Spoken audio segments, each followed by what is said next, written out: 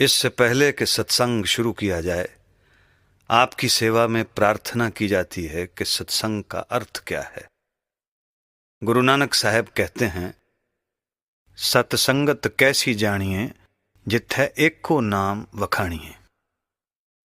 जहां एक परमेश्वर के नाम का जिक्र हो, उसका नाम सत्संग है। हमें जानना चाहिए कि हमारा मजहब क्या कहता है।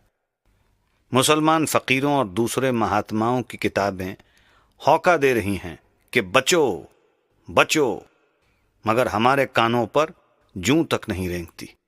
इस कान से सुना, उस कान से निकाल दिया। हमें क्या इलाज करना चाहिए? जिस तरह जब किसी पर कोई मुकदमा आता है तो वो सयाने से सयाने वकील के पास जाता है। अगर कोई बीमार होता है तो अच्छे से अच्छे डॉक्टर से इलाज करवाता है। इसी तरह हमारी रूहानी बीमारी के डॉक्टर संत हैं।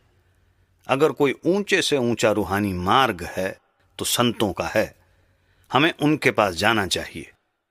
जो 9 दरवाजे खाली करके, सूरज, चंद्रमा और तारा मंडल पार करके, अंदर गुरु को प्रत्यक्ष करके जीते जी सचखंड पहुंच जाए, वो संत है।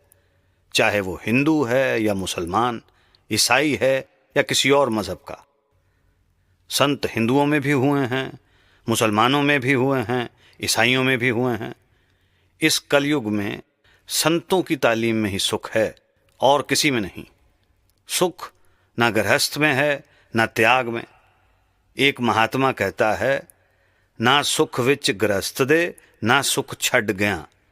दुनिया में सुख नहीं, क्योंकि न दुनिया को रहना है न इंसान को रहना है। अगर गृहस्थ में फंसे तो भी दुनिया है। अगर गृहस्थ छोड़कर जंगलों में चले गए तो भी दुनिया है, क्योंकि वहां भी रोटी की जरूरत है। उसी महात्मा का कहना है, ना सुख पांदी पंडती, ना सुख पूप प्या, सुख है विच विचार दे, संता शरण प्या। कि ना विद्या में सुख है और ना राज में।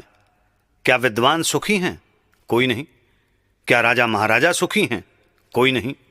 अगर सुख है तो साधु संतों की शरण में, वाणी के विचार में।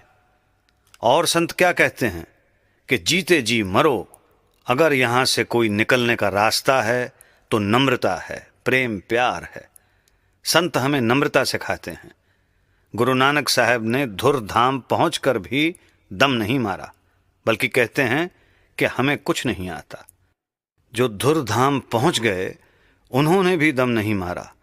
मैं तो अभी यहां बैठा हूं। अगर मैं कहता हूं कि मैं संतों का दास हूं तो मैंने क्या